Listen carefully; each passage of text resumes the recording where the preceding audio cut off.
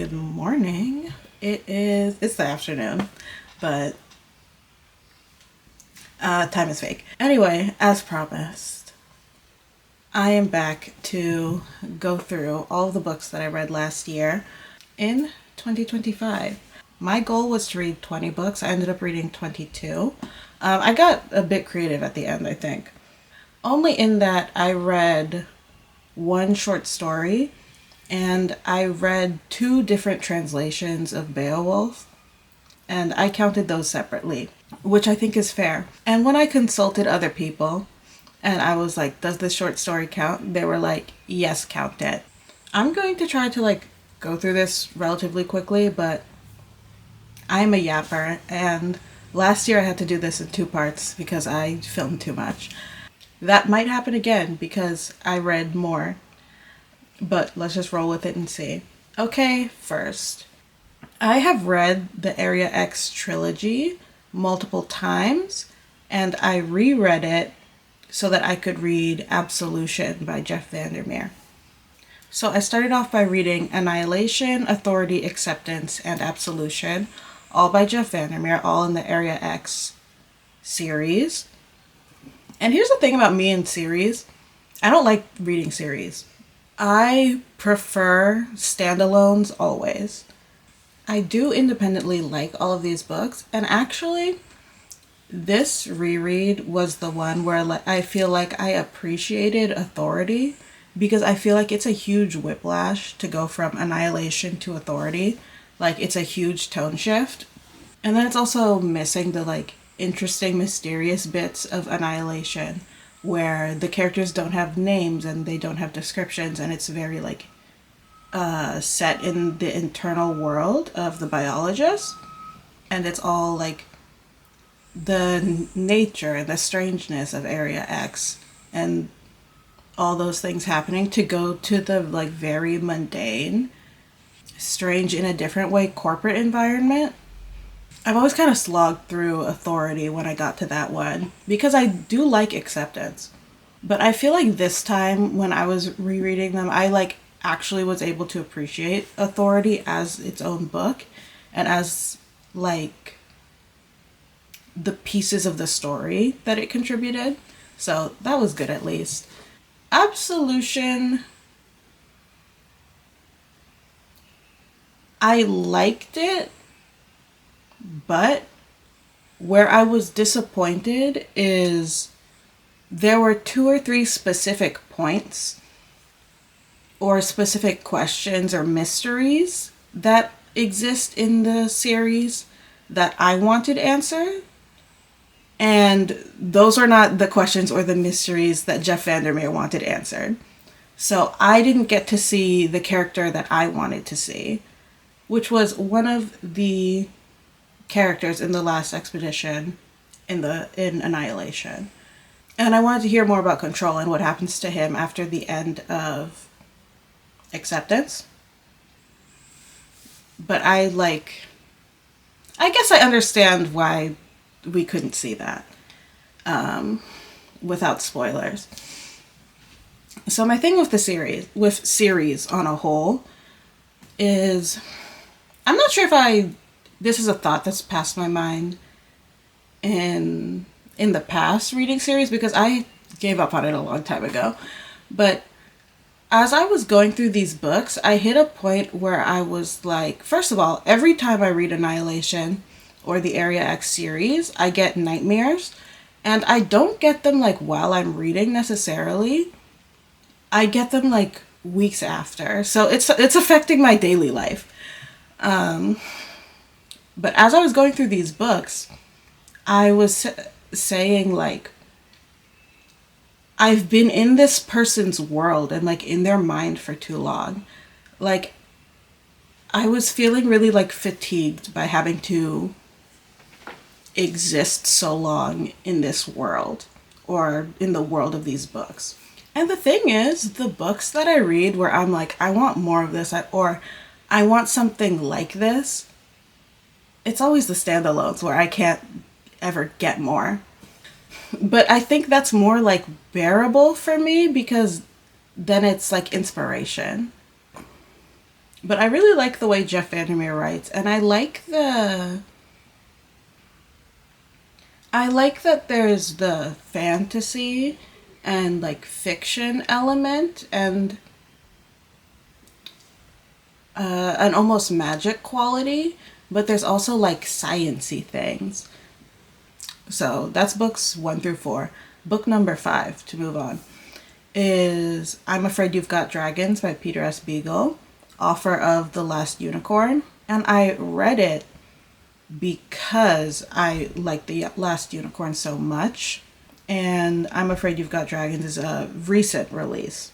I was very surprised, first of all, by the tone of the book. It's, I think, like middle grade, possibly young adult. Middle grade, possibly young adult. I think the characters are like mid-teens. Very dark tone, like very hopeless, weirdly. There's a character who's like a legendary hero, like fierce warrior type of guy, and there's a line about him waking up in bed with his bedtime chainmail, and that was very funny to me. And like little quirky jokes like that throughout. But overall, I just found it unpleasant. And it was really grim. I also think the world building doesn't make sense. Like in this society, boys leave school early and work, girls continue studying. But nobility, regardless of gender, are not taught how to read. And that was... I feel like it wasn't included in a meaningful way. It was just weird that some characters randomly were unable to read. And there's this character who's like in secret trying to teach herself. And it's not like she has a relationship with another character who teaches her. It's just kind of happening. Also, there were a lot of just lists of like fantasy dragon facts that I also felt were like useless. I feel like that's a thing that kids like, or some kids like. I never liked it. Like biology and taxonomy of fictional creatures and like their behaviors and habits. Like, okay, good for them. I found it really annoying. And also, if you like dragons, it's about a boy who's a dragon exterminator. So there's just a bunch of dead dragons. I also really didn't like the romance in the book at all. They're like hitting each other. Specifically, the girls will just like yell at or like hit the boys that they're into. And I feel like that's a very like old school type of trope. They're kind of like being like, they can't process their emotions, so they just like call these boys stupid and hit them and stuff.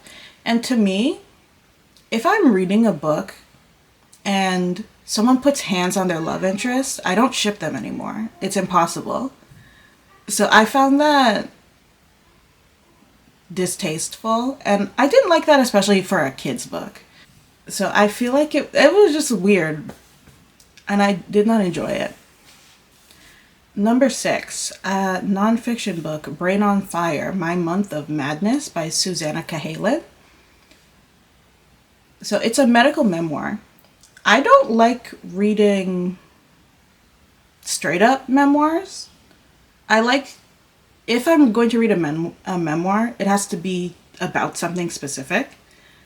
So I was able to get through this book, and I did like it a lot. Suzannah Cahalan, she's a journalist who had a rare neurological condition, and her brain was like eating itself. How I heard about this book for the first time is it was mentioned in one of the early episodes of the podcast My Favorite Murder. And the host talked about, Suzannah Cahalan describes in the book being asked to draw a clock. And so she like draws a circle and she puts the numbers 1 through 12, but they're all scrunched together on one side of the circle. And that's how a neurologist was able to diagnose that the problem that she was having, which was causing severe changes in her mood and behavior, ultimately leading her to be hospitalized for a long period of time. I don't have that much to say about it. I thought it was very interesting, a lot to learn. I liked her style of writing and the way she described her emotions from inside the psychosis. I thought that she illustrated them very clearly. And just overall, I would recommend this book as like an interesting read. Number 7, The Wedding People by Alison Espach. This just might be my favorite book of the year. The thing about The Wedding People is, when I read the summary, I was not prepared for a sizable chunk of the book at the beginning to be very depressing and sad. Because all of the reviews are like, oh, it's so hilarious. It's so funny. Jokes and japes, ha ha ha. Anytime a book is described as funny, or even movies sometimes, will be labeled as comedy in a way that I think there's an absurdity or awkwardness to just living human life that I have a very high tolerance for, but other people think it's like outrageous. What I'm seeing from adding in awkward or weird or quirky tidbits is not jokes. I'm seeing humanness. So I don't think it's funny. In The Wedding People, I could not tell you the main character's name right now, but it's about a woman who flees the realities of her life, which are very tragic, to stay at her dream hotel that she's been wanting to stay at for years. And she plans to commit suicide there. But the hotel is hosting a like multi-million-dollar wedding, and she's the only person there who's not a wedding guest. She doesn't die. After the suicide bits, the book becomes very fun and fabulous and quirky and spicy. Well, not spicy, because people use that word to mean something different. So you get past the sad part, and then it's really fun. There's even a makeover. And also, I think The Wedding People is a book that actually is for like Jane Austen fans. A lot of people recommend stuff to Jane Austen fans that are like Jane Austen rewrites, but written by people who don't understand what makes Jane Austen books interesting. It's just using the, character archetypes or tropes from her books without grasping that Jane Austen is a genius in her understanding of people and people's like behavior. I think The Wedding People does a really good job of satisfying what Jane Austen books satisfy in me when I read them. The things overall that I liked about The Wedding People were that it was smartly written, that every character, once they came into the narrative fully, like once they were able to have a conversation with the main character, became a fully fleshed out and realized character. All the wedding people, the guests in the wedding party, you meet them as sort of like annoying archetypes of people who would be at a wedding or in a family. And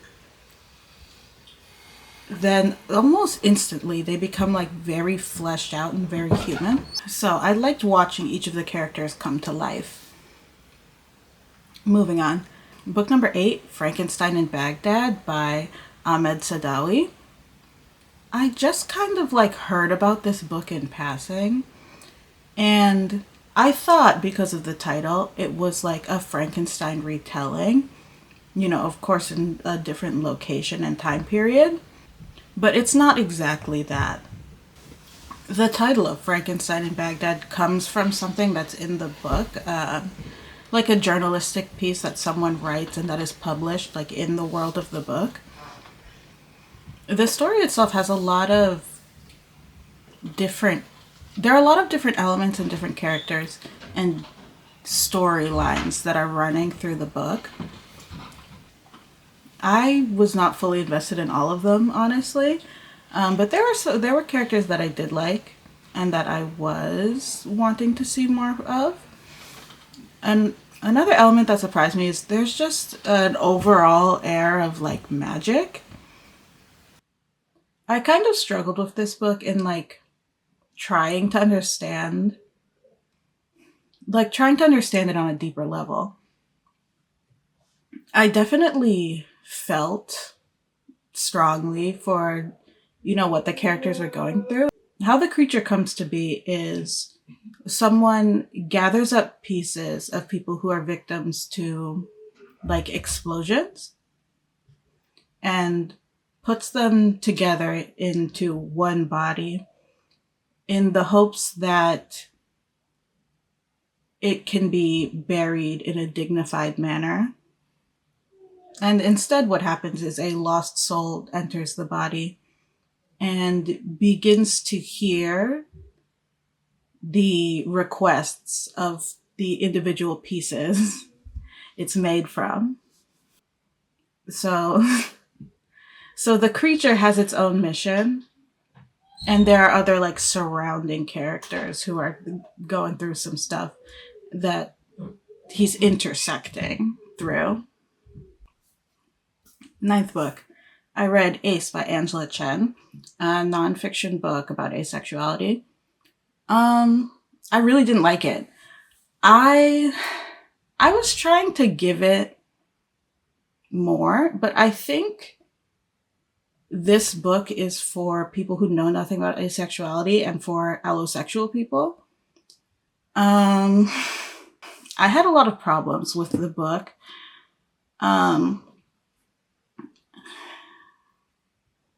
I had tried to read Refusing Compulsory Sexuality by Sherronda J. Brown, and she's actually quoted in Ace. Hold on, I'm referencing my document.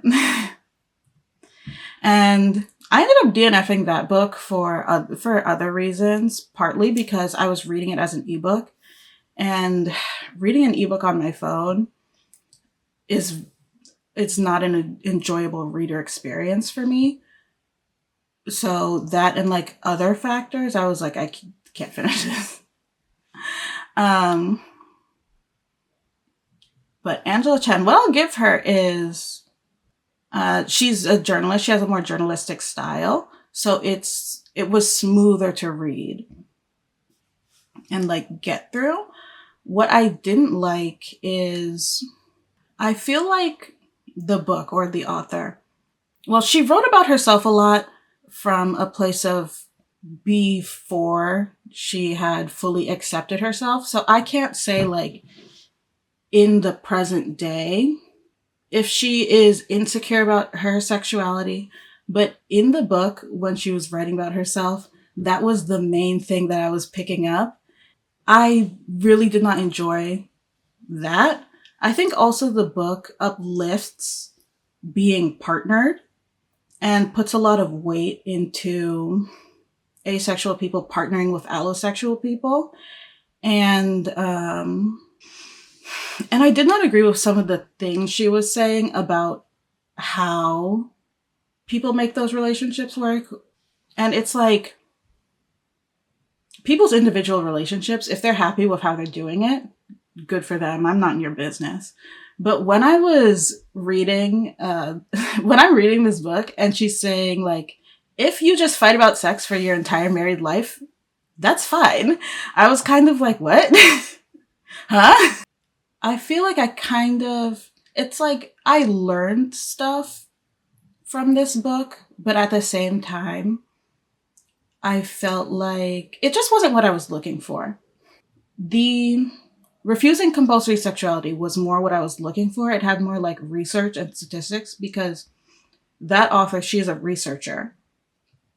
And Angela Chen, she's a journalist. So she was just like writing about people's stories and experiences. So much of it was like introducing a person and talking about how like they cried when they heard the word asexual for the first time. And it's like, that's valid. That's people's experience. I just think it was like, it's like 101 level, and I'm not at that level. So I like heard like about people I'd never heard of before, and I heard new information, but it wasn't really not new in the sense that it changed or improved my understanding of anything. And I was really like, again, I feel like the book really uplifted the idea of being partnered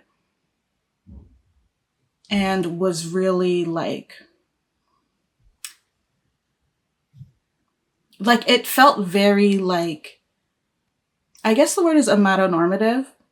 It had like, even though it was like about queer identity and queerness, it felt almost like neutral family stuff. It felt weird to me, like that there was no fully ace couple that was interviewed or talked about much in this book. Or she would do this thing where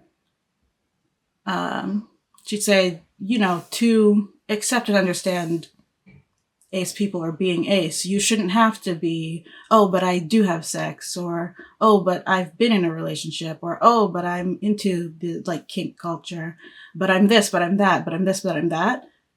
But she was kind of doing that. I just felt an overwhelming like sense of insecurity. It's kind of like, well, when you go into something hoping and expecting to feel seen, it can be, you can kind of set yourself up for failure because it's like, yeah, this person's not going to have the same experience that I have. But I was disappointed. I think it's a worthwhile read again if you're allosexual yourself and or kind of new to this understanding or awareness of the idea of asexuality as a whole and, you know, related issues.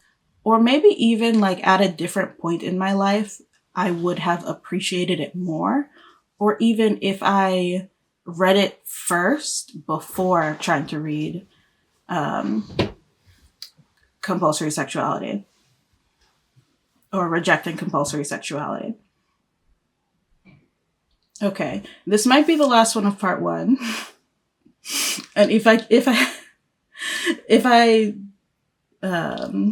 split these videos, this will be the last one of part one. If I don't, then, well, you'll see me keep going. Okay. Open Throat by Henry Hoke. This is a novella. So this book came to my attention because in the press release and literally any mention of this book, people say it's about, quote, a queer and dangerously hungry mountain lion, unquote. And a friend of mine like dropped that into the group chat and was like, the furries are at it again. But when I looked more into the book, I was like, oh, this is obviously about P22, the mountain lion that lived in LA and crossed the highway, which I know about from Ali Ward on Ologies doing a special episode when P22 died after being hit by a car. So I was like, okay, it piqued my interest. And obviously any book that's like about an animal is, well, any fiction book that is about an animal is really about people. So I was like, all right, let me try this. Let me look into this. Here's an issue I have with books that are about characters who are animals. So when you are writing from the POV of an animal, you have to choose how much human language that animal can use to describe people, places, and things. So when this mountain lion doesn't know what the city of LA is, but then you're telling me they know what Disneyland is and they know who Mickey Mouse is.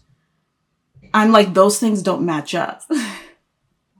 If you're writing about an animal and they don't know what a shirt and pants and a belt are, but they know what a computer is, that's weird. Like, I can't get past it. This was another book that was marketed as like hilarious. And I was like, no, it's just kind of surreal and absurd. There is a long Disneyland monologue. At the beginning of this, I was like, I'm not going to do spoilers. And then now I'm just like, so when he goes to Disney World, and actually the author said the mountain lion's pronouns are they, them. That's not present in the text ever, by the way. This is the thing. And why I brought up the queer and dangerously hungry. I was looking for that in the text. And I fear I didn't find it. I didn't feel like they were dangerous in their hunger. And I didn't feel like there was a deep exploration of queerness or identity. There are characters that refer to them as he and characters that refer to them as she. And one character in particular who this story takes like a dramatic turn. But anyway, people were saying, oh, this book is so funny. I'm getting off topic. Wait. So the queerness. I feel like any discussion or appearance of queerness in the story was kind of scattered. I didn't feel like a through line of like investigation of identity. And there's also something that's called out in all the like summaries of this book. It's really one that is printed repeatedly in multiple publications from what I saw when I was trying to research this book. The discussion on like language, I also felt like that was incomplete because it's not like they enter this human world and they learn more and more vocabulary and develop a more and more like complex and complete way of expressing themselves. And it doesn't even feel like they're trying to express themselves and being repeatedly hindered by the lack of language. It does happen at least one very important time. And then there's the Disney World dream sequence. Hated it. First of all, I don't like dream sequences because I don't find them to be consequential. Just make the absurd, weird thing happen in real life. It's a book. Just make the otherworldly thing really happen. I don't think a lot of people are able to write about dreams as an expression of the subconscious in a way that's not corny. And then also, like I said before, how do you know who Mickey Mouse is? You lived in the wilderness. And when it comes to the danger or being dangerously hungry, I don't feel like they ever threatened anyone, really. Also, being in the perspective of the mountain lion, they're not really looking at a lot of people with the intention of taking them down to eat them. Like, it's a few brief moments, and maybe it was the way I was interpreting it, but I feel like even when they do kind of fantasize or think about that, it's almost like, you know, when you're bored, you just kind of like daydream and think about stuff. I feel like there was one opportunity which was, it almost felt like a Chekhov's gun that didn't go off. The ending was satisfying. I did like the ending. It paid off something that happened earlier in the story. I was kind of annoyed though, listening to the audiobook, because they covered up the like last paragraph with like music. So I'm like, I'm trying to listen to the conclusion of this book and I'm hearing music. I hate music in audiobooks. I hate sound effects. I don't want an audio play. I don't want duet narration. None of that. Read the words. That's it. Read the words with some emotion, maybe an accent here or there. Girl voice, boy voice. I don't even like two narrators. I'll take it for two POVs, two narrators, but I don't prefer that.